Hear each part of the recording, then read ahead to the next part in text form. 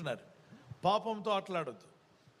ఇది మార్క్స్ వార్త 4వ అధ్యాయం 38వ వచనం నుండి చివరి వరకు చదువుతున్నప్పుడు మీకు కనిపిస్తుంది. అక్కడ లేఖనాల్లో రాయబడింది ఏంటంటే, చిన్న ధోనిలో ప్రభు వెళ్తుండగా ఆయన శిష్యులు కూడా ఆయనతో కూడా ఉండిరి. అయితే పెద్ద తుఫాను లేచి ఆ ధోని మీద కొట్టగా అలలు విసిరి కొట్టాయి.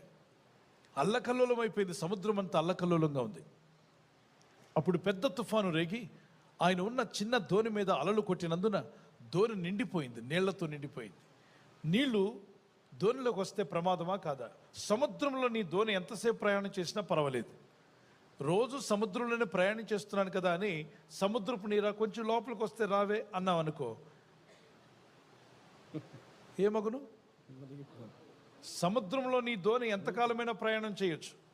కానీ ఈ సముద్రపు నీటిలోనే కదా రోజు నేను ప్రయాణం చేస్తున్నాను, కొంచెం నీళ్లు లోపలికి వస్తున్నాయి, చిన్న రంధ్రం ఏర్పడి పర్వాలేదులే, రోజు దాన్నే కదా వాడుకుంటున్నాను సముద్రాన్ని, వస్తే రా పర్వాలేదు అని చెప్పి అంటే ఆ నీళ్లు నెమ్మదిగా వస్తాయి.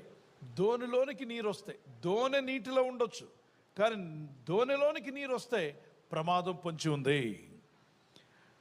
నీళ్లు రానిచ్చావా, చిన్న రంధ్రమే అయి ఉండొచ్చు, చిన్న గ్యాప్ ద్వారా వచ్చిన నీరు నిండా ముంచుతుంది, ధోని మొత్తాన్ని ముంచేస్తుంది.